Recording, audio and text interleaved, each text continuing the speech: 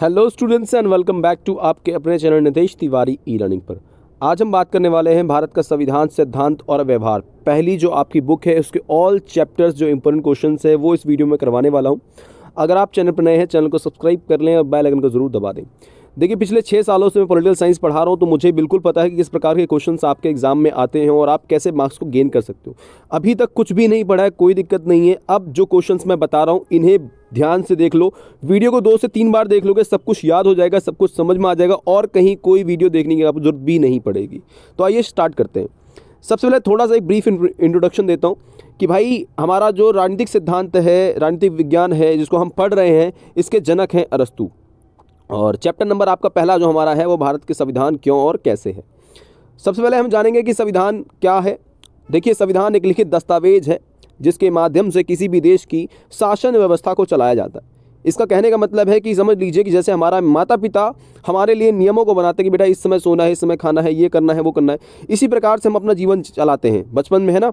और हमारा जीवन कितना स्मूथली चलता है, सही से चलता है, क्योंकि हम नियमों को मान रहे होते हैं। मान लीजिए हम नियम को मानना छोड़ दें, समाज में कोई नियम ही ना हो, तो हर व्यक्ति जो है, जो पावरफुल व्यक्ति है, अपने से कमज़ोर पे उस पर दबाव बना लेगा। इसी प्रकार से संविधान का होना बहुत ज़रूरी, ताकि सभी के लिए जो शासन व्यवस्था चले वो समान हो, जो योग्य हो वो आगे बढ़े, जो योग्य ना हो वो पीछे ही रहे। तो इस प्रकार की जो व्यवस्था है वो ठीक है।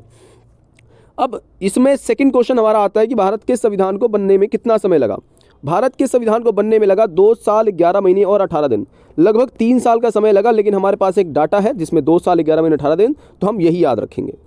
इसके बाद भारतीय संविधान की प्रमुख बैठकें। देखिए, भारत का जब संविधान बनना शुरू होता है तो इसकी 166 टोटल बैठकें होती हैं, 166। लेकिन 3 बैठकें जो हैं वो प्रमुख हैं, 3 मेन बैठकें हैं। अब यहाँ पे सबसे पहली बैठक आपकी होती है 9 दिसंबर 1946, जिसमें डॉक्टर सच्चिदानंद सिन्हा जी को संविधान सभा का अस्थायी अध्यक्ष बना दिया जाता है। अब सच्चिदानंद सिन्हा जी हमारे संविधान सभा के वरिष्ठ सदस्यों में से एक थे, इसलिए इनको बना दिया गया। और अस्थायी का मतलब होता है आज है और कल नहीं। हो सकता है कि अभी बना दिया गया लेकिन 2 दिन बाद हटा दिया जाए, और ऐसा ही इनके साथ होता भी है। दूसरी बैठक 11 दिसंबर 1946, डॉक्टर राजेंद्र प्रसाद जी को संविधान सभा का स्थायी अध्यक्ष बना दिया गया। और आप सबको पता ही होगा भारत के पहले राष्ट्रपति कौन है, डॉक्टर राजेंद्र प्रसाद जी, तो यह बात भी याद रखिएगा। इसके साथ तीसरी बैठक 13 दिसंबर 1946, पंडित जवाहरलाल नेहरू जी ने उद्देश्य प्रस्ताव पेश किया। क्वेश्चन आ सकता है, उद्देश्य प्रस्ताव किसने पेश किया? पंडित जवाहरलाल नेहरू ने। और उद्देश्य प्रस्ताव को हमारे संविधान का दर्पण कहा जाता है। क्या कहा जाता है? दर्पण भी कहा जाता है। और पंडित जी भारत के पहले प्रधानमंत्री भी रहे और भारत के पहले विदेश मंत्री भी रहे। इस बात को याद रखिएगा। जैसे मैंने ऊपर बताया, संविधान की कुल 166 बैठकें आपकी हुई थी। अब अगला प्रश्न हमारा बनता है कि भारतीय संविधान के स्रोत क्या है, पुष्पगुच्छ की संज्ञा क्यों दी गई है, उधार का थैला कटोरा क्यों कहा जाता है। मतलब क्वेश्चन तीनों एक ही हैं, ये अलग अलग प्रकार से क्वेश्चन बना दिया गया लेकिन इनका आंसर एक है। आंसर क्या है? एक ही है, वैसा ही लिखना है। जैसे पहला, ब्रिटिश भारत अधिनियम 1935। तो ब्रिटिश संविधान से हमने बहुत कुछ लिया, जिसमें भारत आपका जो सरकार अधिनियम है, 75% जो भारतीय संविधान का अंश है वो यहीं से लिया गया है, जिसमें यूपीएससी की व्यवस्था, आरबीआई की व्यवस्था, ये इसी अधिनियम में है। राज्य सूची, केंद्र सूची, संवर्ती सूची की जो व्यवस्था है वो इसी अधिनियम में हमने ले लिए यहाँ से। अब देखिए, राज्य और केंद्र सूची की बात कर लेते हैं। संवर्ती वैसे हमने ऑस्ट्रेलिया से लिया, थोड़ा सा वो अलग हो जाएगा, ठीक है। अगला क्वेश्चन नंबर सेकंड, जिसमें अमेरिका से हमने क्या लिया है? अमेरिका से हमने लिया है मौलिक अधिकार। आप सबको पता होगा भारतीय संविधान में वर्तमान में 6 मौलिक अधिकार है। मौलिक अधिकार का वर्णन आपके भाग 3 में है। यह क्वेश्चन भी बन जाता है कि मौलिक अधिकार का वर्णन भारत में किस भाग में है? भाग 3 में है, मैंने आपको बताया। और मौलिक अधिकार का जो वर्णन है वह अनुच्छेद 12 से लेकर 35 में है। आपकी जो बुक है उसमें केवल 14 से 32 में है, लेकिन ये सही नहीं है। आपको 12 से 35 टिक लगाना है अगर आया ऑप्शन तो। उसके बाद न्यायिक पुनरावलोकन की शक्ति होती है, जिसमें न्यायपालिका अपने ही फैसले को दोबारा से दोहराती है, क्योंकि गलतियों की संभावना तो न्यायपालिका से भी हो सकती है, इसलिए यह व्यवस्था भी हमने अमेरिका से ली है। अगला, न्यायपालिका की स्वतंत्रता की प्रस्तावना। मतलब न्यायपालिका जो है वो स्वतंत्र रहेगी, सरकार के अंडर में नहीं रहेगी। अगर सरकार के अंडर में रहेगी, सरकार के अनुसार चलेगी, तो फिर लोगों की, जनता की तो नहीं सुन सकती। इसलिए हमने एक स्वतंत्र न्यायपालिका की व्यवस्था की है, यह भी हमने अमेरिका से लिया है। हमने रूस से लिया है मौलिक कर्तव्य। आप सबको पता होगा जो मौलिक कर्तव्य हमारे हैं वर्तमान में 11 हैं, और 11वां मौलिक कर्तव्य हमारा है शिक्षा का अधिकार। मौलिक कर्तव्यों के बारे में अगर हम बात करें तो ये भाग आपका भाग 4A में है, ठीक है। इस बात को मतलब का में कह दीजिए।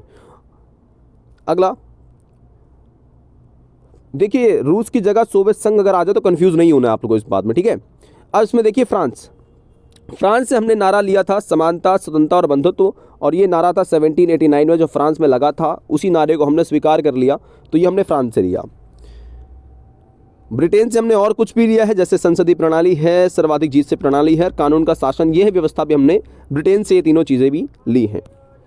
आयरलैंड से हमने लिया है डीपीएसपी, राज्य के नीति निर्देशक तत्व, राज्य के नीति निर्देशक जो तत्व हैं, राज्यों को दिए गए जो कानून है जो राज्यों को अपनाने चाहिए, राज्य अपनाता नहीं वो बात अलग है, ये हमने आयरलैंड से लिया है, इस बात को याद रखना। और ये भाग 4 में है, किस में है, ये भाग 4 में है, और अनुच्छेद आपका इसका है 36 से लेकर 51, यह बात भी आप याद रखिएगा। देखिए कितनी बारीकी से मैं आपको एक एक चीज़ बता रहा हूँ, तो प्लीज़ वीडियो को मिस मत करना बीच में कहीं भी, क्योंकि बहुत कुछ आप इंपॉर्टेंट चीज़ें मिस कर दोगे वरना।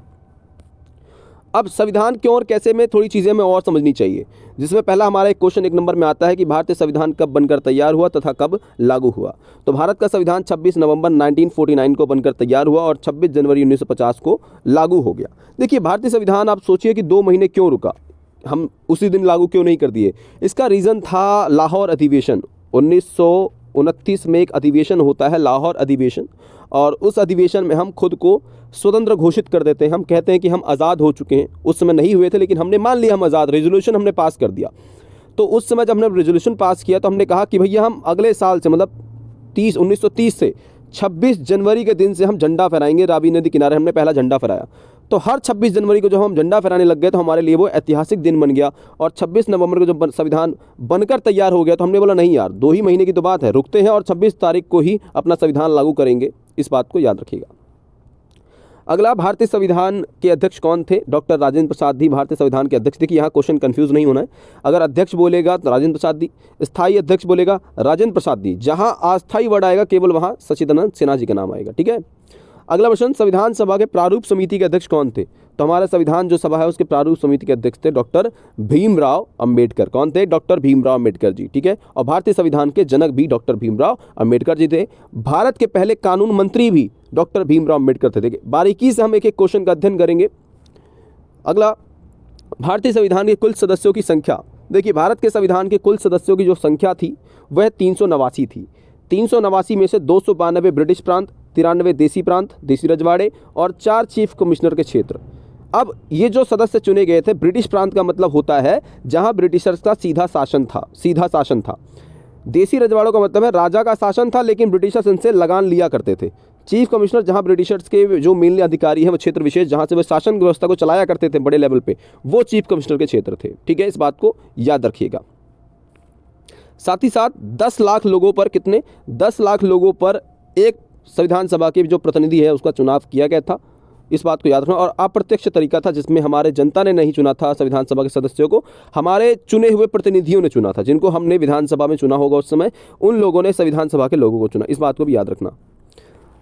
अब यह क्वेश्चन भी काफ़ी इंपॉर्टेंट है कि भारतीय संविधान की विशेषता क्या है। तो भारत संविधान की पहली विशेषता यही है कि भारत का संविधान विश्व का सबसे बड़ा लिखित संविधान है और विस्तृत संविधान है, बड़ा संविधान है और सफल भी है। यह सफल भी है, आज तक सफल है, मतलब बदला नहीं गया हमारा, सिर्फ कुछ चीज़ें ऐड की गई हैं, कुछ हटाई गई हैं। अगला, भारत का संविधान ना तो अधिक कठोर है ना ही अधिक लचीला है। कठोर का मतलब ऐसा नहीं है कि हम चेंज नहीं कर सकते और ऐसा भी नहीं कि हम हर चीज़ में चेंज कर देंगे, तो दोनों चीज़ें हैं, कठोर भी है और लचीला भी है। भारतीय संविधान के अगर हम बात करते हैं तो मौलिक अधिकारों का प्रावधान है, भारतीय संविधान में मौलिक अधिकारों का प्रावधान है। भारत में संसदीय शासन व्यवस्था और भारत दुनिया का सबसे बड़ा लोकतांत्रिक देश है, इस बात को भी याद रखना। भारत में एकल नागरिकता की व्यवस्था है। एकल नागरिकता का मतलब है कि हम यह कहते हैं कि आप यूपी, बिहार या किसी और स्टेट के नागरिक नहीं हैं, आप केवल भारतीय हैं। हम सब कौन हैं? हम सब भारतीय हैं, इस बात का भारत के संविधान में वर्णन है। छठा, भारत में संशोधन करने का जो प्रावधान है हमारे संविधान में वह भी है, तो 368 में इसका वर्णन किया गया है और 368 में इसके 3 प्रकार होंगे जिसको हम 9वें चैप्टर में समझेंगे। उसके बाद आपका 7, जिसमें भारतीय संविधान में लोकतांत्रिक सिद्धांतों का एक प्रकार से मुख्य रूप से है, जिसमें स्वतंत्रता, समानता, धर्मनिरपेक्षता जैसी चीज़ों को हमने अपनाया है। और भारत का संविधान जो है वो उसमें स्वतंत्र न्यायपालिका की व्यवस्था भी की गई है। इसमें राज्य के नीति निश्चित तत्व भी हैं, हमारे मौलिक कर्तव्य भी हैं, मतलब बहुत कुछ हम लिख सकते हैं इसमें, और हमारी चुनाव व्यवस्था भी इसमें भारतीय संविधान की विशेषता में ही आएगा। आगे यह आपका इंपॉर्टेंट क्वेश्चन है, बहुत सारे लोग इसको छोड़ दिया करते हैं, पर प्लीज़ इसको तो नहीं छोड़ना होता है। भारतीय संविधान का जो गठन है वो कैबिनेट मिशन की सिफारिश पर होता है और 23 मार्च 1946 23 मार्च 1946 को कैबिनेट मिशन भारत आता है, और आपको याद रखना है जिसमें लॉरेंस, आपके पैथिक लॉरेंस, आपके एबी अलेक्जेंडर और स्टैफर्ड क्रिप्स, ये 3 लोग आपके होते हैं, ठीक है। इन 3 लोगों का नाम आपको याद रखना है। यहाँ पे 24 है क्योंकि दोनों डेट हैं, 23-24 दोनों हैं। आप कहीं भी अगर देखिएगा तो 23 आपको ज़्यादा मिलेगा, 24 में मिल सकता है, बट 23-24 डेट रहेगा। दोनों गलत नहीं है, वैसे दोनों ही ठीक है। अगला, भारतीय संविधान का बहिष्कार। अब देखिए, भारतीय संविधान का अगर हम बहिष्कार की बात करते हैं तो ये कैबिनेट मिशन है, क्रिप्स मिशन कर दिया है।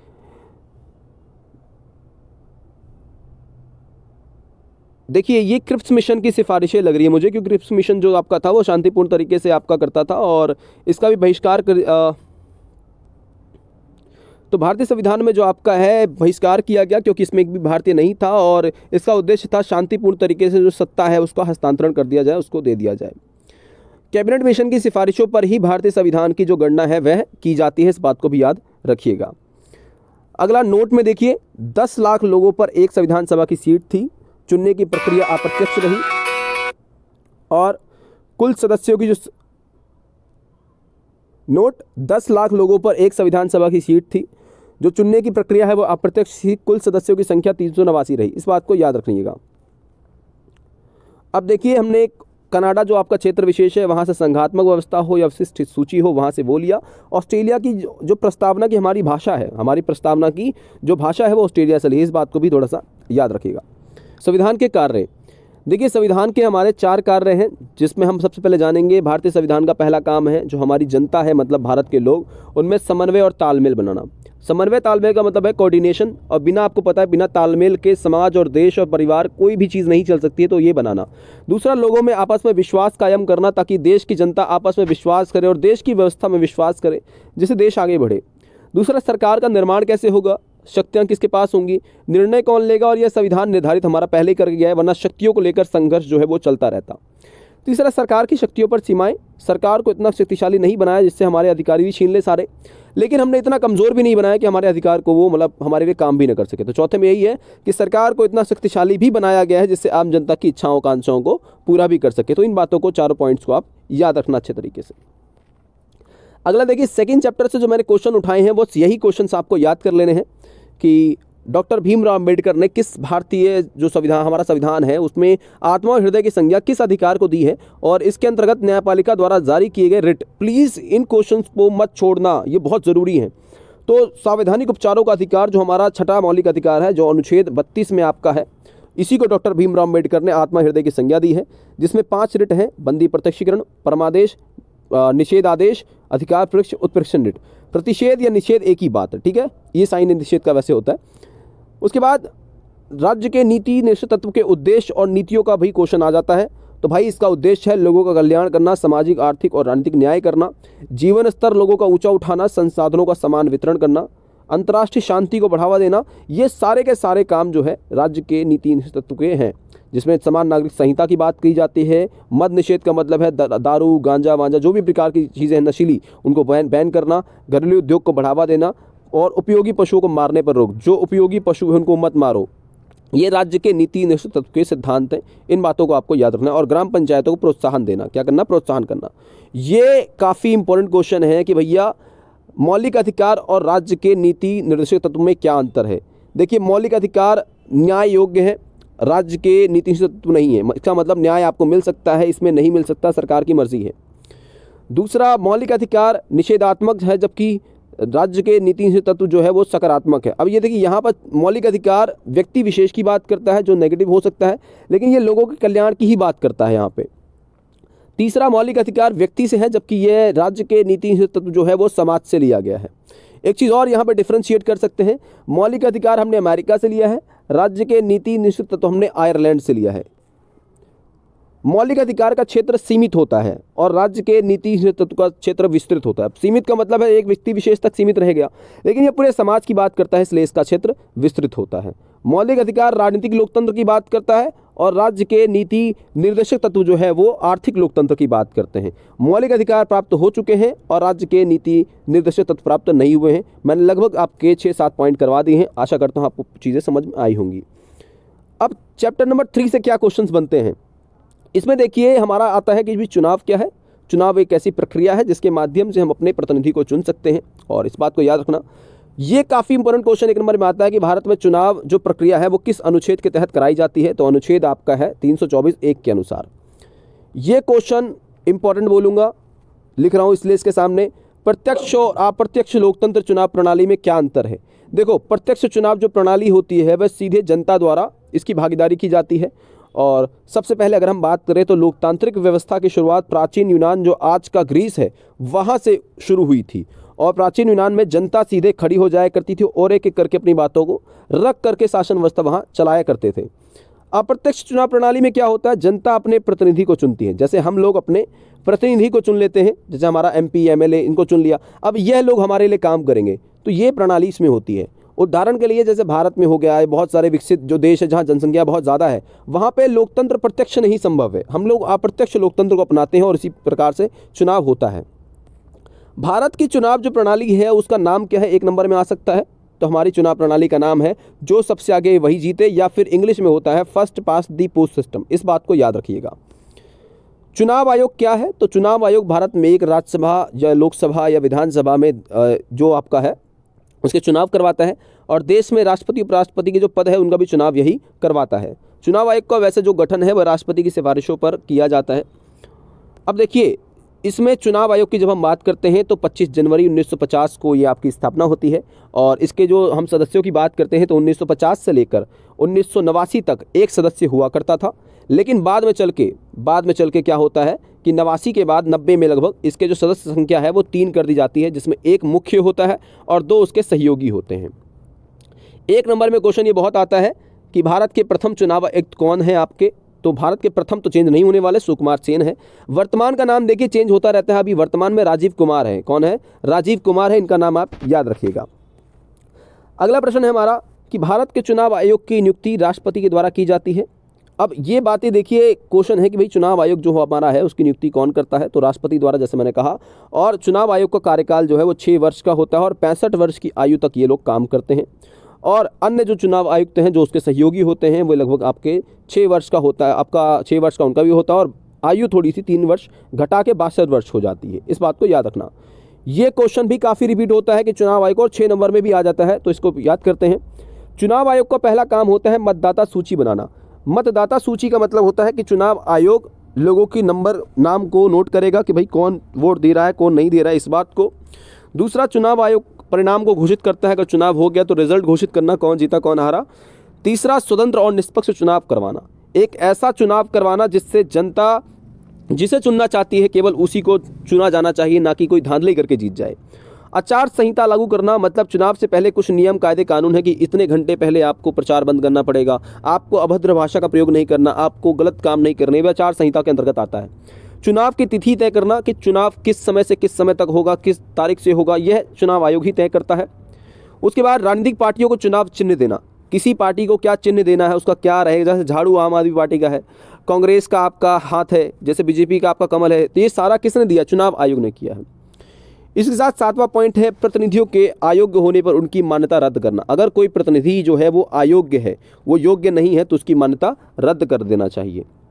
अब थोड़ा सा ये बेसिक नॉलेज जो हमने करवाया है बहुत ज़रूरी है और हर कोई ये नहीं जानता। प्लीज़ आप अगर वीडियो देख रहे हैं तो आप बहुत कुछ सीखेंगे हमारी वीडियो से, केवल एग्जाम के पर्सपेक्टिव से ही नहीं, आप बहुत अच्छा अपना नॉलेज भी बढ़ा रहे हैं। देखिए, यहाँ पर हमारे दिल्ली में लोकसभा की 7 सीटें हैं, दिल्ली में राज्यसभा की आपकी 3 सीटें हैं, विधानसभा की आपकी 70 सीटें हैं और दिल्ली में टोटल आपके 11 जिले हैं। कितने, 11 जिले हैं। भारत में सर्वाधिक लोकसभा सीटें कहाँ हैं, तो उत्तर प्रदेश में 80 हैं।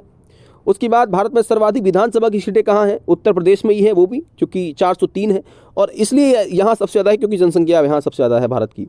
और भारत में सर्वाधिक राज्यसभा की सीटें कहाँ हैं, वे भी उत्तर प्रदेश में है 31। जैसे मैंने कहा जनसंख्या ज़्यादा है तो सीटें भी ज़्यादा ही रहेंगी। सार्वभौमिक व्यस्क मताधिकार क्या होता है, देखिए इसके अंतर्गत बहुत सिंपल है कि भारत का प्रत्येक जो नागरिक है वह 18 वर्ष या 18 वर्ष से ऊपर का है, उसे मतदान करने का अधिकार है बिना किसी भेदभाव के। जाति, धर्म, लिंग, नस्ल, किसी भी आधार पर कोई भेदभाव ना हो, उसे मतदान करने का अधिकार होना चाहिए। एक प्रश्न आता है कि भारत में मतदान करने का जो अधिकार है वह 21 वर्ष से घटा करके 18 वर्ष कब और किस संशोधन के माध्यम से किया गया, तो भारत में जो मतदान करने का अधिकार है वह 21 वर्ष से घटा करके 18 वर्ष किया गया। यह 61वें संशोधन 1989 में किया गया था। ठीक है, 61वें संशोधन और 1989 में किया गया था। अगला देखिए, सर्वाधिक वोट से जीत जो प्रणाली है, first past the post system इसे कहते हैं, और समानुपातिक प्रणाली में अंतर क्या है, ये काफ़ी इंपॉर्टेंट क्वेश्चन है, काफ़ी एग्जाम में आता है, इसको समझेंगे सही से। तो सर्वाधिक वोट से जीत प्रणाली कहता है ये पूरे देश को छोटी छोटी भौगोलिक इकाइयों में बांट दिया जाता है। मतलब जैसे हमारे 543 लोकसभा सीटें हैं, तो ये छोटी छोटी इकाई तो हुई, और जो समानुपातिक है उल्टा कर दिए कि पूरे देश को एक ही निर्वाचन क्षेत्र मान लिया जाता है। मतलब एक ही जगह पे सारा चुनाव होता है और वहीं से बहुत सारे प्रतिनिधि चुने जाएंगे। इसका थोड़ा अलग है, हर निर्वाचन क्षेत्र से केवल एक ही प्रतिनिधि चुना जाता है, जैसे मैंने कहा, क्योंकि 543 क्षेत्र है तो एक एक जगह से एक ही चुना जाएगा। लेकिन यहाँ पे एक ही क्षेत्र है निर्वाचन का, तो यहाँ से एक जगह से कई लोग चुने जाते हैं। जो यहाँ पे हमारा वाला है उसमें प्रत्यक्ष जो मतदाता है वो प्रत्याशी को वोट देता है। प्रत्याशी का मतलब है जो नेता होता है, और यहाँ पे जो व्यक्ति है वो पार्टी को वोट देता है। ऐसे करके ही याद करना अंतर वाला, एक एक करके करोगे दिक्कत हो जाएगी, एक उसके सामने अपोजिट में करो। फिर पार्टी को प्राप्त वोटों के अनुसार कम या ज़्यादा सीटें मिल सकती हैं। मतलब अगर पार्टी को सीटें जो वोट हैं वो कम भी हो सकते हैं तो सीटें ज़्यादा भी हो सकती हैं, और अगर वोट ज़्यादा हैं तो सीटें कम भी हो सकती हैं। मतलब इसमें निश्चित नहीं है, लेकिन इस वाले में निश्चित है, जितना वोट मिलेगा उतनी ही आपको सीटें मिलेंगी परसेंटेज में। विजयी उम्मीदवार को 50+1 की आवश्यकता नहीं होती। जैसा हमारे में क्या है कि मान लीजिए 100 वोट हैं, 100 में से एक के 21 हैं, एक के 20 हैं, किसी के 19 हैं, फिर एक के 20 हैं और फिर एक के 20 हैं। 100 का होना चाहिए आंकड़ा। 21 वाला जीत गया, बाकी सबका 75% जो वोट है वो ख़राब चला गया। हमारे में 50+1 की आवश्यकता नहीं है। लेकिन इनके में बहुमत की आवश्यकता होती है। किसकी होती है? बहुमत की आवश्यकता होती है। अब हमारा वाला जो है उसमें आपका यूनाइटेड किंगडम है, यूके है, मतलब ब्रिटेन है, और हम खुद हैं भारत, और इस वाले में है इजराइल और नीदरलैंड का नाम आता है। यह क्वेश्चन भी कई बार आ जाया करता है कि भाई पृथक निर्वाचन मंडल में और आरक्षित चुनाव क्षेत्र में क्या अंतर है। देखिए, पृथक निर्वाचन मंडल है, इसमें क्या होगा कि पूरे जो क्षेत्र विशेष है उसमें एक समुदाय का व्यक्ति खड़ा होगा और उसी के लोग उसे वोट देंगे। मान लीजिए किसी समाज का कोई व्यक्ति है और वो किसी इलाके से खड़ा हुआ, तो उसके समाज के लोग ही उसे वोट देंगे। और यह मिंटो मार्ले जो व्यवस्था थी जो कि 1909 में आई थी, और मुस्लिम लोगों के लिए ऐसा कर दिया गया था कि मुस्लिम प्रतिनिधि ही खड़ा होगा और मुस्लिम लोग ही वोट देंगे, समाज को और कोई वर्ग देगा ही नहीं। तो ये समाज को बांटने की नीति थी मिंटो मार्ले की, तो उन्होंने ऐसा किया था। इसमें ऐसा ही व्यवस्था होता है। लेकिन आरक्षण जो है वो आज भी भारत में है, हमारे देश में अब ये नहीं है, लेकिन ये वाला आज भी है, जिसमें चुनाव में आरक्षण होता है। किसी विशेष समाज का व्यक्ति खड़ा होगा लेकिन समाज के सभी लोग उसे वोट देंगे। जैसे SC ST के लिए, महिलाओं के लिए हमारे देश में आरक्षण की व्यवस्था है। लोकसभा में आरक्षित सीटें, देखिए लोकसभा में अगर हम बात करते हैं तो 131 जो सीटें हैं वो आरक्षित हैं, जिसमें अनुसूचित जाति के लिए आपके लगभग 84 सीटें हैं और अनुसूचित जनजाति के लिए लगभग 47 सीटें हैं। अनुसूचित जाति का मतलब होता है SC, अनुसूचित जनजाति का मतलब होता है ST, इस बात को याद रखिएगा। अब ये भारत में सर्वाधिक मत से जीत प्रणाली को क्यों अपनाया गया, क्या कारण रहा? उसका सबसे बड़ा कारण रहा कि भारत में पार्टियों की संख्या अधिक है और समानुपातिक जो व्यवस्था है काफ़ी जटिल है, और सर्वाधिक जीत से प्रणाली काफ़ी सरल है। तो भारत की जो जनसंख्या उस समय रही वे अनपढ़ रही है, पढ़ी लिखी इतनी नहीं रही, तो हमारे लिए वह ज़रूरी रहा। इसमें एक क्वेश्चन मैं आपको और समझाता हूँ। क्वेश्चन है कि भारत के चुनाव प्रणाली में क्या हमें सुधार करने चाहिए? तो पहला सुधार आप बताना, धांधली को रोकना चाहिए। किसको? धांधली को। धांधली का मतलब है गड़बड़ी जो होती है उसको रोकना चाहिए। दूसरा, धन का अधिक प्रयोग ना हो, धन का अधिक प्रयोग ना हो। तीसरा, महिलाओं के लिए आरक्षण लिख दो आप, महिलाओं के लिए आरक्षण हो। चौथा, जो लोग आपराधिक हैं तो आपराधिक लोगों को चुनाव लड़ने ना दिया जाए। ठीक है, ये भारतीय चुनाव प्रणाली में आप और स्वतंत्र और निष्पक्ष चुनाव हो, ये भारतीय चुनाव प्रणाली में आप सुधार करना चाहते हैं। अगर क्वेश्चन आएगा सुधार क्या करना चाहते हैं बताइए, तो यही बता दीजिएगा। 1 नंबर में आपका आएगा या 2 नंबर में आएगा, 6 नंबर में आएगा, जितना भी आएगा, मैंने 6 पॉइंट 5 पॉइंट बता दिए, आ ही जाएगा, आपको पूरे मार्क्स मिल ही जाएंगे उसमें। अब कार्यपालिका में से देखिए, भारतीय संविधान की हम जब बात करते हैं तो हमारे संविधान ने बहुत कुछ हमारे लिए किया है, जिसमें संविधान लोकतंत्र के 3 स्तंभों की बात करता है। लोकतंत्र के 3 स्तंभ हैं, कार्यपालिका, विधायिका, न्यायपालिका। देखिए, कार्यपालिका जो हमारा है यह कानूनों को लागू करवाता है, विधायिका कानून को बनाता है, न्यायपालिका कानून का उल्लंघन करने से रोकता है, उसे दंड देता है, और संविधान की रक्षा भी हमारा न्यायपालिका ही करता है। अब एक चीज़ और समझिए, ये लोकतंत्र के 3 स्तंभ हैं, लेकिन एक स्तंभ और है, मीडिया। लोकतंत्र का एक स्तंभ और है, मीडिया। ये सरकार के 3 अंग है, ये सरकार के 3 अंग है, इस बात को याद रखिएगा। कार्यपालिका क्या है? कार्यपालिका एक संस्था है जो नियम, कायदे, कानून को लागू करवाता है। क्या करवाता है? लागू करवाता है। कार्यपालिका में देखिए कौन कौन शामिल है। तो कार्यपालिका के अंतर्गत अगर हम केंद्र स्तर पे, ये कौन सा है? ये केंद्र है, बड़े स्तर पे। तो इसमें राष्ट्रपति, प्रधानमंत्री, मंत्रिपरिषद और नौकरशाह आपके शामिल होते हैं। अगर राज्यों की बात करते हैं तो राज्य में मुख्यमंत्री, राज्यपाल, मंत्रिपरिषद और नौकरशाह। डिवीज़न मैंने कर दिया, ये केंद्र सरकार का होता है और ये राज्य सरकार का कार्यपालिका होता है। कार्यपालिका 2 प्रकार का हम लोग बात करते हैं, जिसमें एक सामूहिक नेतृत्व पर आधारित होता है और एक व्यक्ति पर आधारित होता है। सामूहिक नेतृत्व वाला हमने अपना रखा है, उसके साथ साथ इसके 2 प्रकार है, उसको समझेंगे। और एक व्यक्ति वाला जो है अमेरिका ने अपना रखा है। ये देखिए, ये स्ट्रक्चर हमारा है जिसमें सामूहिक नेतृत्व के 2 प्रकार है, एक संसदीय प्रणाली और एक अर्ध अध्यक्षात्मक प्रणाली सामूहिक नेतृत्व के। जिसमें सबसे पहले हम बात करेंगे, हमारा जो होता है उसमें देश का प्रमुख राजा या राष्ट्रपति कोई भी हो सकता है, लेकिन अध्यक्षात्मक कहता नहीं, हमारे देश का प्रमुख केवल राष्ट्रपति होगा। हमने कहा हमारे सरकार का प्रमुख प्रधानमंत्री होगा, इसने भी कहा हाँ ठीक है भाई, हमारा भी यही होगा। हमने कहा मंत्रिमंडल और हमारा मंत्री जो प्रधानमंत्री है वो विधायिका के प्रति जवाबदेह होंगे, मतलब संसद को ये लोग जवाब देंगे क्या कर रहे हैं क्या नहीं। इसने बोला ठीक है, हमारे वाले भी यही करेंगे, हमारे वाले भी यही करेंगे।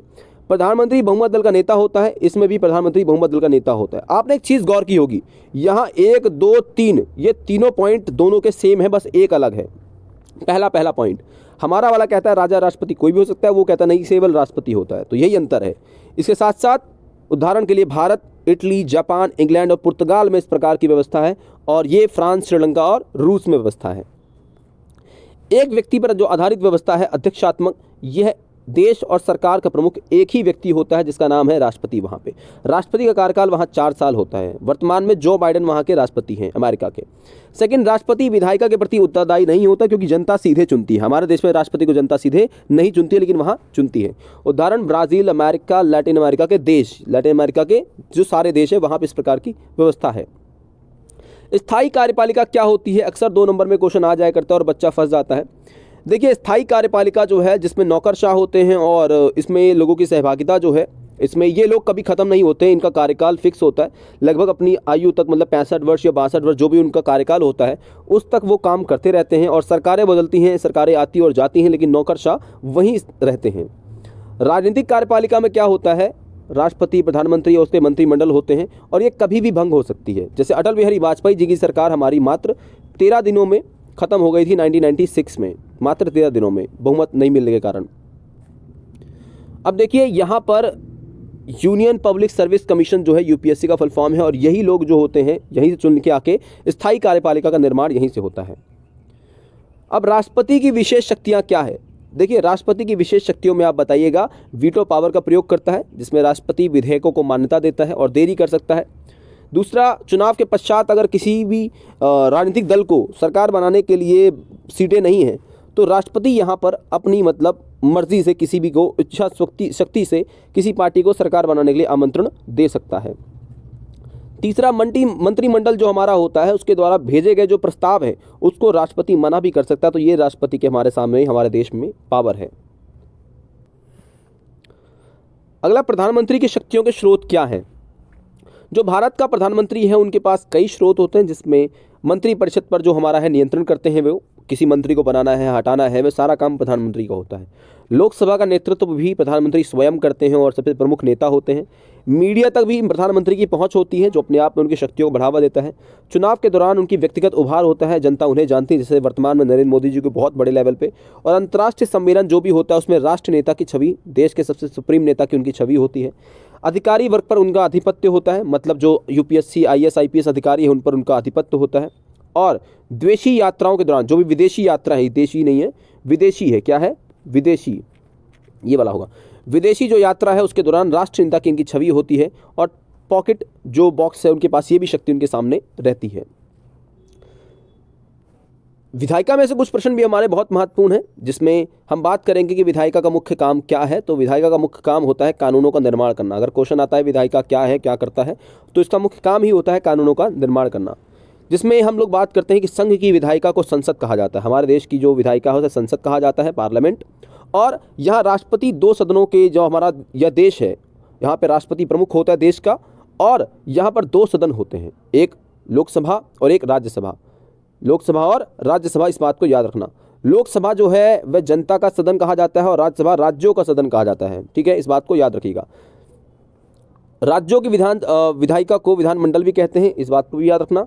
और ये बहुत ज़रूरी है, मैप में आता है, प्लीज़ इसको वेरी इंपॉर्टेंट कर लो, कि 6 ऐसे राज्य हैं जहाँ पर द्विसदनात्मक, ऐसे राज्य जहाँ द्विसदनात्मक की व्यवस्था, जैसा आपने ऊपर अभी देखा हमारे संसद के 2 सदन हैं, राज्यसभा और लोकसभा, वैसे ही राज्यों में भी 6 ऐसे राज्य हैं जहाँ 2 सदन हैं। एक होता है विधानसभा, एक होता है विधान परिषद, इस बात को याद रखना। तो 6 ऐसे राज्य हैं, जिनमें पहला है बिहार, उत्तर प्रदेश, आंध्र प्रदेश, तेलंगाना, कर्नाटक और महाराष्ट्र। 7वां एक और हुआ करता था आपका जम्मू एंड कश्मीर, लेकिन जम्मू कश्मीर अब एक राज्य ही नहीं है, तो फिर उसको हटा देते हैं हम। राज्यसभा की संरचना कैसी है? भारतीय संविधान का यह ऊपरी सदन है, यह बड़ा सदन है, इस बात को याद रखना। राज्यसभा, बहुत सारे लोगों को लगता है लोकसभा, लेकिन यही भ्रम मैंने तोड़ दिया है। दूसरा, इसकी अधिकतम संख्या जो है सदस्यों की 250 हो सकती है, जिसमें 12 सदस्यों को राष्ट्रपति स्वयं चुनता है और 238 जो सदस्य हैं वो हमारे राज्यों से चुनकर आते हैं। इसका कार्यकाल 6 वर्ष का होता है और यह एक स्थायी सदन है, मतलब कभी भंग नहीं होता, क्योंकि प्रत्येक 2 साल में इसके जो सदस्य हैं उनकी संख्या चेंज कर दी जाती है। और ये लोग कहाँ से चुन के आ सकते हैं? तो मनोनीत सदस्य, मनोनीत का मतलब है राष्ट्रपति जिन्हें चुनता है, वे साहित्य से हो सकते हैं, विज्ञान से हो सकते हैं, कला क्षेत्र, खेल, कहीं से भी हो सकते हैं, जो समाज के लिए कुछ करे हों, तो राष्ट्रपति उन्हें चुन सकता है।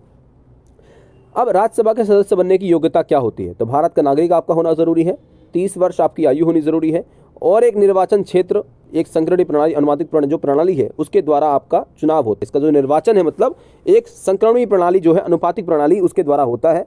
और साथ ही साथ आप बता दीजिएगा कि ये जो प्रक्रियाएं होती हैं ये पूरे देश विशेष में नहीं होती, केवल कुछ ही मामलों में, जैसे जो प्रक्रिया है राष्ट्रपति के चुनाव में ही प्रयोग होती है, उसके साथ साथ ये आपका राज्यसभा वाले में, बाकी देश में इस प्रकार की प्रक्रिया शुरू या चुनाव प्रक्रिया नहीं होती है। अब 1951 में जन प्रतिनिधि कानून के अनुसार राज्यसभा और लोकसभा के उम्मीदवार का जो नाम है किसी न किसी संसदीय क्षेत्र में पंजीकृत होना जरूरी है। कहने का मतलब अगर कोई व्यक्ति लोकसभा और राज्यसभा का मेंबर बनना चाहता है तो किसी क्षेत्र विशेष में उसका पंजीकरण होना चाहिए कि वह उस क्षेत्र विशेष में वोट देता है, ऐसा होना चाहिए, वरना नहीं कर पाएंगे आप। राज्यसभा की शक्तियां, राज्यसभा जो हमारा होता है वो 14 दिनों तक वित्त विधेयक को रोक सकता है, इस बात को याद रखिएगा। और संविधान संशोधन संबंधित इसके पास शक्तियां होती हैं। प्रशासनिक शक्तियां, जिसमें मंत्रियों से उसके विभागों के संबंध में ये प्रश्न पूछ सकता है। और अन्य शक्तियां जैसे चुनाव करवाना, महाभियोग, आपातकाल की स्थिति घोषणा, न्यायाधीश की नियुक्ति पद से हटाना, दोनों सदनों की सहमति है तो इसमें इसकी भी भूमिका बढ़ जाती है। अब लोकसभा की संरचना, लोकसभा जो है वो निचला सदन है, इसमें अधिकतम संख्या 550 तक जा सकती है। वर्तमान में आपकी 543 है, 45 की जगह 43 है, क्योंकि 2 आपके हटा दिए गए एंग्लो इंडियन, जिनको हटा दिया गया है, तो ये नहीं है अब। इसके बाद ही लोकसभा सदस्यों का जो आपका चुनाव है वो जनता स्वयं करती है और इनका कार्यकाल 5 वर्ष होता है। ये कभी भी भंग हो सकता है, कभी भी भंग हो सकता है। अब लोकसभा का बनने के लिए आपके पास क्या योग्यता होनी चाहिए? तो आपके पास पहली बात, भारत के आप नागरिक होने चाहिए। दूसरा, आपकी आयु 25 वर्ष होनी चाहिए। और तीसरा, 5 वर्ष के लिए प्रत्यक्ष रूप से आपका कार्यकाल जनता द्वारा चयन किया जाता है आपका, और आपका कार्यकाल 5 वर्ष होता है। विधेयक का अर्थ क्या होता है? तो जो प्रस्तावित कानून है, जो कानून अभी बना नहीं है, उसे विधेयक कहा जाता है। क्या कहा जाता है? विधेयक। और विधेयक होता है 2 प्रकार का, एक सरकारी और एक गैर सरकारी। सरकारी में क्या होता है कि सरकार लाती है, और गैर सरकारी में होता है कि उसको कोई भी जो संसद का मेंबर है वो ला सकता है। तो सामान्य और संवैधानिक संशोधन भी गैर सरकारी में आते हैं। और वित्त विधेयक में पैसे संबंधित जो होता है, वित्त विधेयक में पैसे से संबंधित जो संशोधन होते हैं वे लाए जाते हैं। कार्यपालिका पर नियंत्रण कैसे किया जा सकता है? तो प्रश्नकाल ला करके, शून्यकाल ला करके, ऐसे आपका उस पर नियंत्रण किया जा सकता है, ये तरीका है। उसके बाद कानूनों को स्वीकृति देना, कानून को स्वीकार करना, अस्वीकार करना, यह भी कार्यपालिका पर नियंत्रण, सरकार पर नियंत्रण का तरीका होता है। वित्त नियंत्रण, क्योंकि संसद स्वयं वित्त जो विभाग है उसको लगभग वित्त के सारे संसद के पास होते हैं, तो उसके भी माध्यम से नियंत्रण कर सकता है। क्वेश्चन है कि हमें संसद के 2 सदनों की क्या आवश्यकता है? हमें संसद के 2 सदनों की क्या आवश्यकता है? देखिए, पहली बात तो सभी क्षेत्र के प्रतिनिधियों का चुनाव मतलब प्रतिनिधित्व हो सके, हर एक समाज से, हर एक लोग से, हर एक क्षेत्र से लोग आ सकें और प्रत्येक निर्णय पर पुनर्विचार हो सके। जो भी संसद के एक सदन ने कोई निर्णय लिया है तो उस पर दूसरा सदन दोबारा से चर्चा करेगा, तो एक अच्छा उस पर जो भी समस्याएं होंगी उसको भी हल कर दिया जाएगा। संसद के कार्य क्या होते हैं? तो विधायी कामकाज मतलब कानूनों कानूनों को बनाना, उसके बाद वित्त कार्य, पैसों का आवंटन करना, किस क्षेत्र को किस विभाग को कितना पैसा देना है। बहस का मंच होता है, यहाँ पे हमारे नेता हमारे लिए हमारे क्षेत्र विशेष के बारे में जागरूकता रखते हैं और उनकी मुद्दों को उठाते हैं। निर्वाचन संबंधित का मतलब है राष्ट्रपति उपराष्ट्रपति के चुनाव संबंधित और भी जो चुनाव है न्यायपालिका के वहाँ भी, और कार्यपालिका पर नियंत्रण, कार्यपालिका मतलब सरकार पर नियंत्रण भी यहीं से होता है, और प्रतिनिधित्व मतलब हर एक क्षेत्र का प्रतिनिधित्व किया जाता है। संवैधानिक कार्य में है संवैधानिक संशोधन किए जाते हैं, तो ये सारे संसद के कार्य हैं। इसके साथ साथ लोकसभा की शक्तियाँ, अब देखिए हमारा जो संघ है और समवर्ती सूची है उसके विषय लगभग कानून बनाता है, ये लोकसभा की शक्तियाँ हैं। लोकसभा क्या करता है कि कानून बनाता है और समवर्ती सूची और राज्य संघ सूची से धन विधेयक में सामान्य कानून प्रस्तुत करता है और पारित भी करता है। प्रश्न पूछ करके अविश्वास प्रस्ताव ला करके कार्यपालिका पर नियंत्रण रखता है। संविधान में संशोधन कर सकता है, आपातकाल की घोषणा कर सकता है, समितियों और आयोगों को गठन कर सकता है और उनके प्रतिवेदनों को विचार कर सकता है, मतलब जो वो प्रस्ताव रखेंगे उन पर विचार भी करता है। और साथ ही साथ राष्ट्रपति उपराष्ट्रपति, जैसा मैंने कहा था कि जो आपका राज्यसभा की शक्तियां हैं, सेम सारा का सारा शक्तियां लोकसभा के पास भी हैं। क्वेश्चन है संसद स्वयं को नियंत्रित कैसे करता है? तो एक सार्थक और अनुशासित होना, मतलब अगर आपने अभद्र व्यवहार किया गलत तरीके से तो यहाँ से आपको हटाया जा सकता है। और संविधान द्वारा 52वां संशोधन जिसके माध्यम से दल बदल को भी अवैध घोषित कर दिया गया कि कोई भी व्यक्ति दल बदल नहीं करेगा, और 52वां संशोधन आपका होता है 1985 में, इस बात को भी याद रखना, 1985 में होता है। भारत के प्रथम लोकसभा स्पीकर आपके जीवी मावलंकर हैं। कौन है? जीवी मावलंकर। वर्तमान लोकसभा स्पीकर आपके ओम बिरला है। संसद के दोनों सदनों की जो संयुक्त अधिवेशन की अध्यक्षता आपके कौन करता है? तो आपके इसमें लोकसभा स्पीकर करते हैं। कौन करते हैं?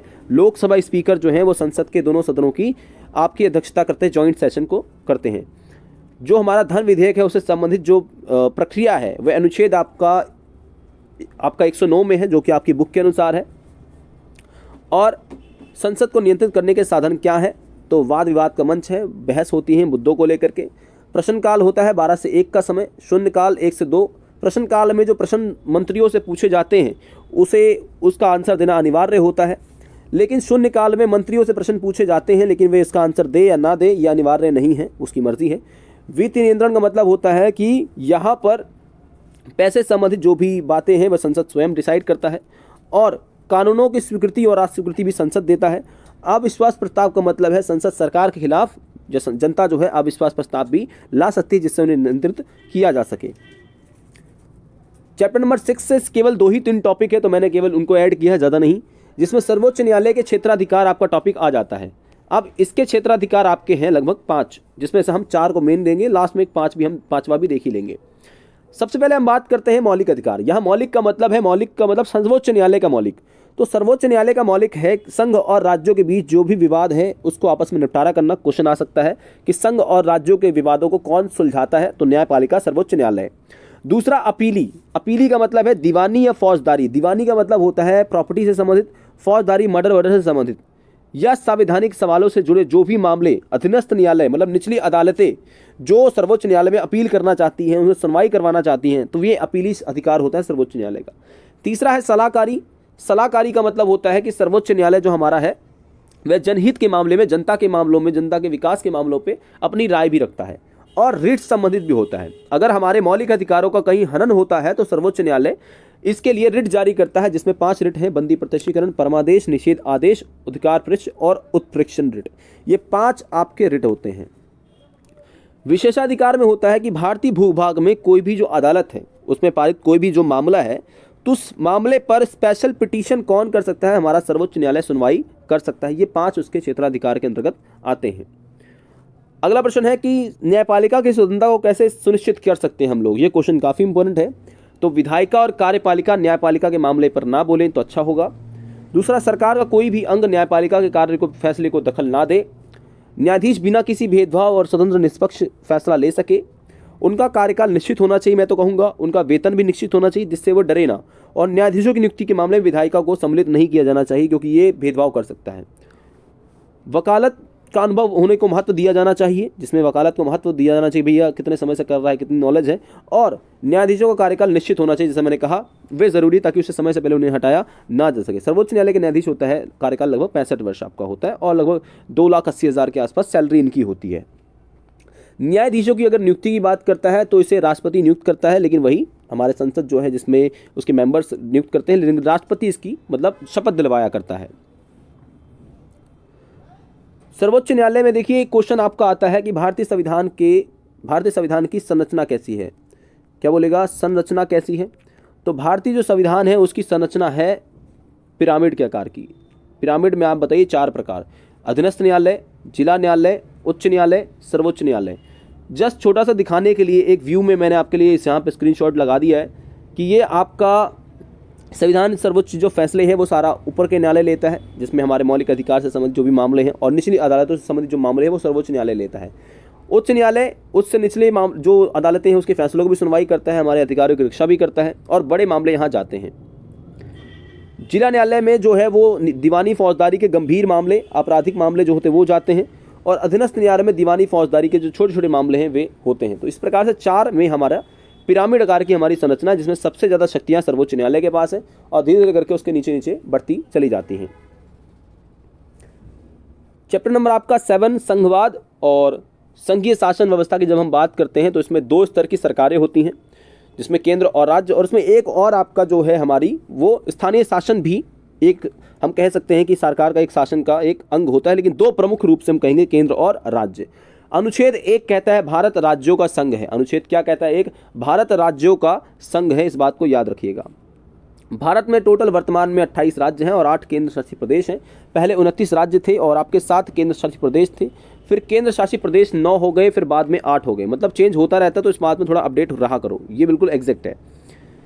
संविधान की प्रमुख विशेषता या संघवाद की प्रमुख विशेषता क्या है? हमारा संघवाद की क्या विशेषता है भाई? 6 नंबर में क्वेश्चन आता है और पॉइंट्स में ऐड करवा देता हूँ। तो पहला तो 2 स्तर की सरकार होती है संघवाद में, 2 स्तर की सरकार, केंद्र और राज्य सरकार। हमारे संघवाद में दोहरी नहीं है, एकल नागरिकता है। क्या है? एकल नागरिकता। एकल नागरिकता का मतलब होता है जहाँ पे राज्य, हमारे भारत की बात हो रही है तो में एक ही नागरिकता होती है, जिसमें भारत का केवल एक ही नागरिक है, मतलब किसी राज्य का नागरिक नहीं है, वो भारतीय है केवल, इस बात को याद रखना। हमारे में संघवाद में लिखित संविधान होता है, संविधान की जो व्यवस्था है वो लिखित होनी चाहिए, रिटर्न होनी चाहिए। स्वतंत्र न्यायपालिका की व्यवस्था, किसकी? स्वतंत्र न्यायपालिका की व्यवस्था संघवाद में होती है। और साथ ही साथ अगर आप बताना चाहते हैं कि संघवाद में और क्या विशेषताएं हैं, तो आप यह भी कह सकते हैं कि संघवाद जो है वे अपने आप में शक्तियों का विभाजन करता है। क्या करता है? शक्तियों का विभाजन, ये बहुत इंपॉर्टेंट पॉइंट है, शक्तियों का विभाजन भी करता है। इसके बाद संघवाद की और क्या विशेषताएं हैं, तो आप बताइए। संघवाद 3 स्तरों पर शक्तियों को बांटता है, जिसमें लोकसभा, आपका केंद्र सरकार, राज्य सरकार और आपका स्थानीय शासन। लिखित संविधान, दोबारा से इस बात को रिपीट कर रहा है ये, और जो विभाजन इसने किया है उसको थोड़ा बताने का प्रयास कर दीजिए कि भैया जो राज्य सूची होती है या केंद्र सूची होती है, जिसको संघ सूची भी कहते हैं, या समवर्ती सूची, कितने विषय हैं? तो संघ सूची में वर्तमान में 100 विषय हो चुके हैं। समवर्ती सूची आपकी जो है इसमें 52 है और राज्य सूची में 61 हैं। देखिए पहले क्या था कि संघ सूची में 98 थे, कितने? 98, और राज्य सूची में 66 थे, और समवर्ती सूची में आपके मात्र 47 हुआ करते थे। तो ये मतलब तरीके थे, अब थोड़े थोड़े चेंज हुए हैं, जिसमें संघ सूची के मामले लगातार बढ़ते चले जा रहे हैं। अब एग्जाम में क्वेश्चन आ जाता है कि भाई थोड़े उदाहरण दो, संघ सूची के दो, राज्य के दो, समवर्ती के दो। तो केंद्र सूची में प्रतिरक्षा मतलब रक्षा संबंधित देश के, रेलवे, बैंकिंग, परमाणविक मतलब न्यूक्लियर हथियार, ऊर्जा, विदेश मामले, ये सारे युद्ध और शांति सब केंद्र सरकार के बड़े बड़े मामले। छोटे मामले जिसमें कृषि, जेल खाना, पुलिस, स्थानीय शासन, भूमि, शराब, पशुपालन, वाणिज्य, ये राज्य सूची में। शिक्षा हो गया, विवाह हो गया, बाल मजदूरी हो गया, गोद लेने संबंधित अधिकार हो गया, ये समवर्ती सूची में। इस बात को याद रखिएगा। अब क्या क्या विवाद हैं हमारे देश में? राज्यों के बीच में कुछ विवाद हैं, जिसमें महाराष्ट्र और कर्नाटका के बीच में बेलगांव एक गांव है, ठीक है, उसको लेकर यह विवाद है कि ये इलाका हमारा है, ये इलाका किसका है? हमारा है। तो इसको लेकर भी थोड़ा संघर्ष है। और साथ ही साथ जो मणिपुर है और नागालैंड के मध्य भी सीमा का विवाद है, दोनों सीमा को लेकर लड़ते हैं कि ये इलाका जो क्षेत्र विशेष है वह हमारा है। नदियों को लेकर विवाद है। नदियों को लेकर आपको पता है कि तमिलनाडु और जो कर्नाटका है, कावेरी नदी को लेकर विवाद है। जब यहाँ से कर्नाटका से पानी निकलता है इधर की तरफ, तमिलनाडु की तरफ, तो दोनों में विवाद ये है कि तमिलनाडु कहता है कि पानी कर्नाटका ने रोक लिया है, इसको लेकर विवाद है। नर्मदा नदी के जल बंटवारे को लेकर भी गुजरात हम बात कर लें, मध्य प्रदेश और महाराष्ट्र में विवाद है, तो लगातार स्टेट्स में भी विवाद आपस में है, इनको सुलझाना भी केंद्र सरकार का काम और सर्वोच्च न्यायालय का काम है। विशिष्ट प्रावधान मतलब हमारे देश में कुछ विशिष्ट प्रावधान भी हैं, जिसमें एक तो हमने हटा दिया है और एक रह गया है। अब जम्मू एंड कश्मीर की हम जब बात करते हैं तो जम्मू कश्मीर में धारा 370 पहले हुआ करती थी, वर्तमान में हटा दी हमने 5 अगस्त 2019 में, ठीक है, 2019 में। अब इस बात को समझते हैं कि जम्मू कश्मीर का जो इलाका है ये कुछ इस प्रकार से था, जिसमें थोड़ा सा मैप हम ऐसा कर देते हैं, जिसमें अभी लद्दाख का ये पूरा इलाका है, ये पूरा लद्दाख का इलाका हो चुका है और छोटा सा ये इलाका जम्मू एंड कश्मीर का है। पहली बात, ये पूरा भारत हमारे पास पूरा मैप नहीं है, क्योंकि इधर का ये पाकिस्तान ने कब्जा रखा है और इधर वाला चाइना ने, तो हमारे बीच का भाग हमारे पास है, पर हम पूरा मैप दिखाते हैं क्योंकि चीज़ हमसे छीनी गई है, तो हम मानते हैं ये क्षेत्र हमारा, बिल्कुल हमारा है ये। अब देखिए यहाँ पर जम्मू कश्मीर को क्यों दिया गया विशेष दर्जा, तो वहाँ के राजा का नाम था हरि सिंह, और हरि सिंह नहीं चाहता था वो किसी भी क्षेत्र में जाए, ना तो इंडिया में आना चाह रहा था ना ही पाकिस्तान, लेकिन पाकिस्तान ने वहाँ हमला कर दिया, फिर उसको हरि सिंह को भारत के पास आना पड़ा, भारत से मदद लेनी पड़ी और भारत के साथ फिर उसने साइन कर दिया और इस प्रकार से जम्मू कश्मीर भारत का हिस्सा बन गया। तो हमने बोला कि उसने बोला था कि हमें विशेष दर्जा चाहिए थोड़ा बहुत, तो हमने मना हाँ कर दिया था और साथ ही साथ हमने धारा 370 दे दिया। और धारा 370 में ये था कि उनका अपना संविधान होगा, अपना झंडा होगा, उनके लोगों से ज़मीन वहाँ कोई खरीद नहीं सकता, उनकी सरकारी नौकरियाँ भारत का कोई नागरिक नहीं ले सकता, इस तरह की मतलब प्रावधान दे दिए जो भारत को बिल्कुल जम्मू कश्मीर से अलग कर दिया था, लेकिन भारत सरकार ने उसको हटा दिया। पूर्वोत्तर राज्यों के लिए भी भारत के संविधान ने लगभग 371 जो अनुच्छेद है उसमें आपका प्रावधान है, जिसमें विशेषकर असम, नागालैंड, अरुणाचल प्रदेश, मिजोरम के लिए प्रावधान विशेष है, जिसमें वे पहाड़ी इलाकों का अपने क्षेत्रों का प्रबंधन कर सके, उनको बचा सके, ठीक है। और कुछ पहाड़ी राज्य जैसे हिमाचल प्रदेश और अन्य क्षेत्र जैसे आंध्र, गोवा, गुजरात और महाराष्ट्र में सिक्किम के लिए भी कुछ विशेष प्रावधान है, जिससे वहाँ के क्षेत्रों को, वहाँ की संस्कृति को बचाया जा सके। यह क्वेश्चन भी काफ़ी बार रिपीट हुआ है, वो भी 6 नंबर में रिपीट आपका हो जाता है। क्वेश्चन कहता है कि भारतीय संविधान जो है संघवाद है। संघवाद का मतलब जो है, अब संघवाद का मतलब शक्तियों का विभाजन है, लेकिन यह एकात्मक लक्षण है। एकात्मक का मतलब है ये एक ही तरफ बात करता है, बिल्कुल सही बात है, जिसमें केंद्र सरकार के पास ज़्यादा शक्तियां हैं। पहला, हमारा केंद्र सरकार ज़्यादा मजबूत है। एकल नागरिकता है संघवाद में, हमारे देश में तो एकल नागरिकता है। दूसरा, संघ और राज्य के बीच एक ही संविधान हमारा है, इसमें डबल नहीं है। और आपातकाल के दौरान सारी शक्तियाँ किसी पास, केंद्र सरकार के पास चली जाती हैं, इस बात को। और हाँ, न्यायपालिका में भी हमारा ऐसी व्यवस्था, जिसमें न्यायपालिका सुप्रीम जो कोर्ट है उसके पास सारी शक्तियाँ चली जाती, तो वहाँ भी शक्तियों का एकीकरण हो जाता है।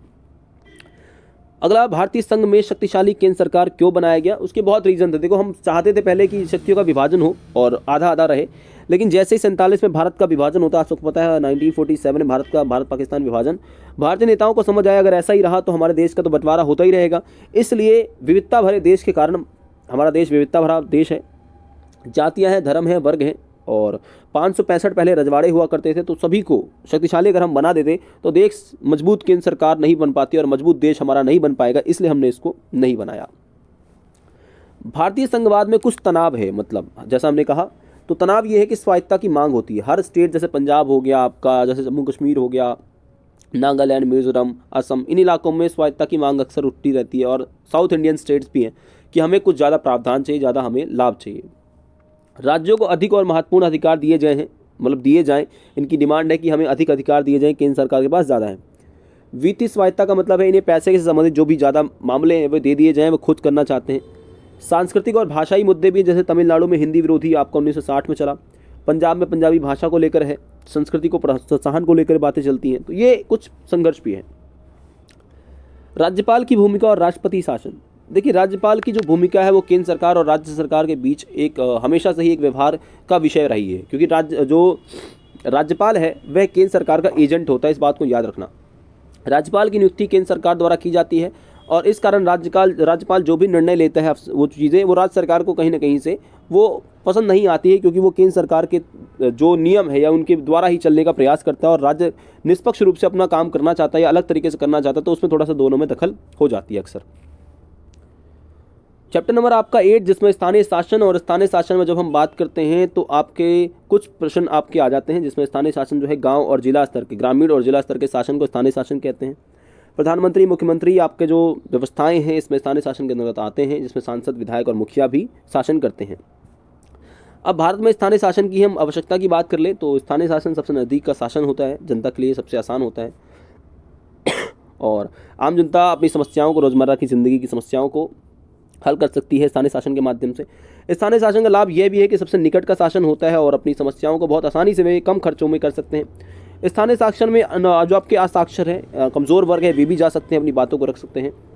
और सरकार जनता के बीच की दूरी को ये कम कर देता है, क्योंकि अब जो सरकार है वो कहीं ना कहीं केंद्र सरकार, राज्य सरकार जनता से दूर रहती है। वास्तविक लोकतंत्र की अगर हम स्थापना करना चाहते हैं तो हमें स्थानीय शासन की स्थापना करनी पड़ेगी, और जनता की भागीदारी को ये बढ़ावा देता है, लोकतंत्र को मजबूत करता है और राज्य सरकार के कार्यभार को भी ये काम करता है। साथ ही साथ पंचायती अगर हम व्यवस्था की विकास की बात कर लें तो पंचायती राज व्यवस्था भारत में पहले से ही विद्यमान थी और समय के साथ इसमें काम बदलते गए।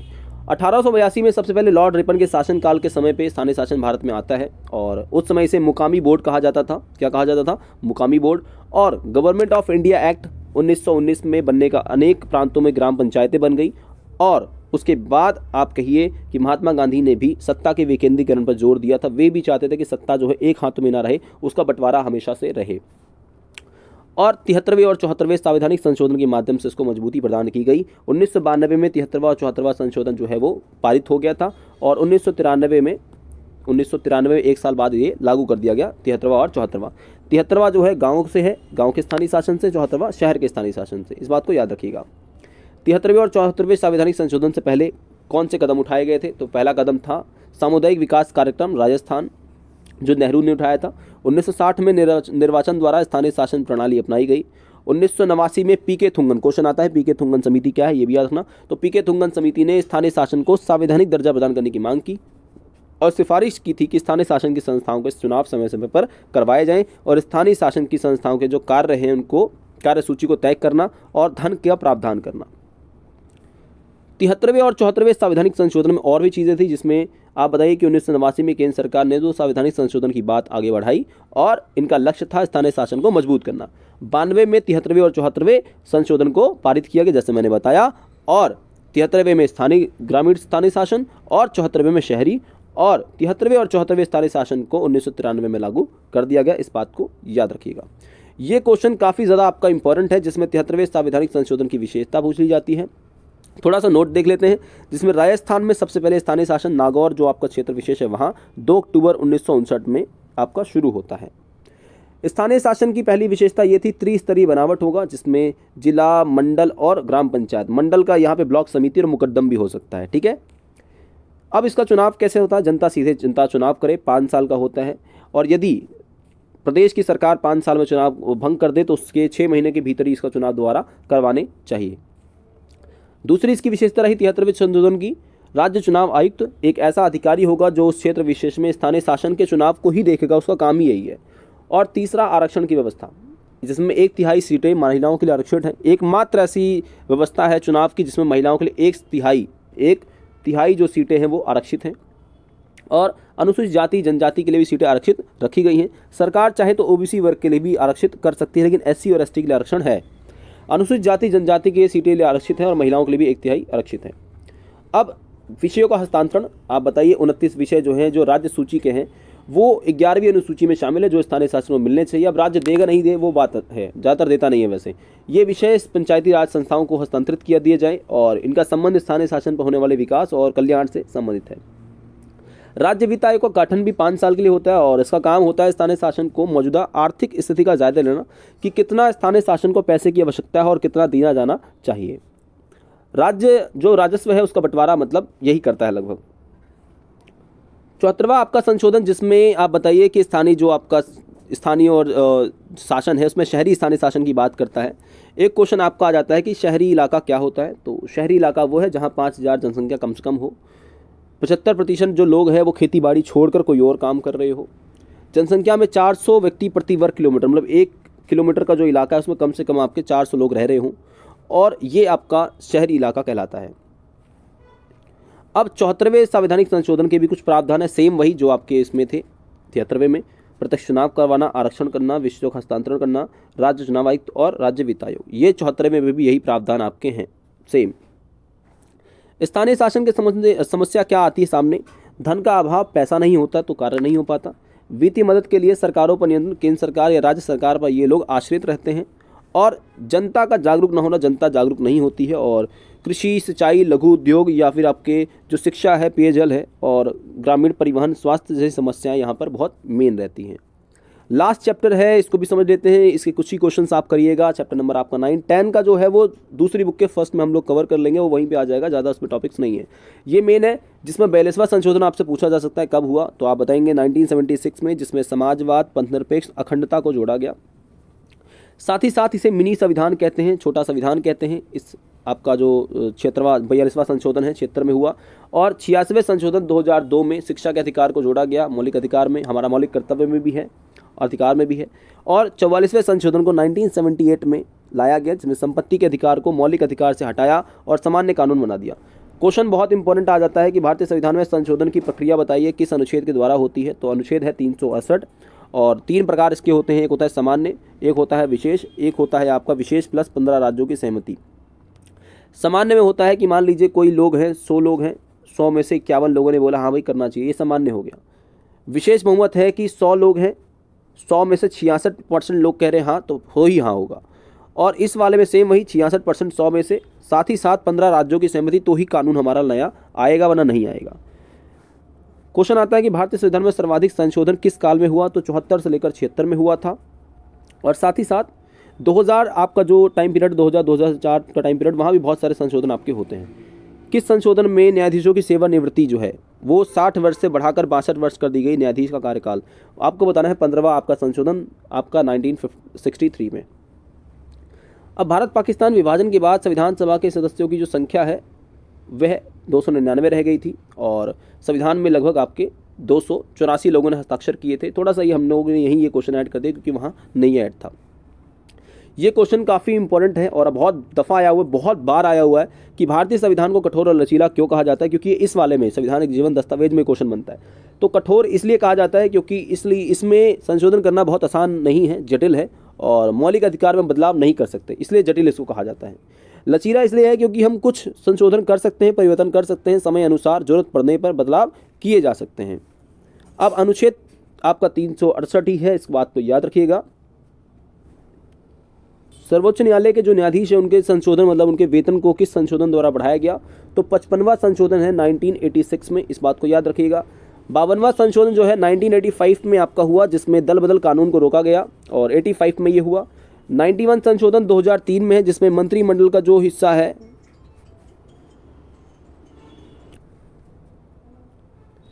सर्वोच्च न्यायालय के न्यायाधीशों का जो वेतन है वो किस संशोधन में बढ़ाया गया, बदला गया, तो 55वां आपका संशोधन 1986 में था, इस बात को याद रखिएगा।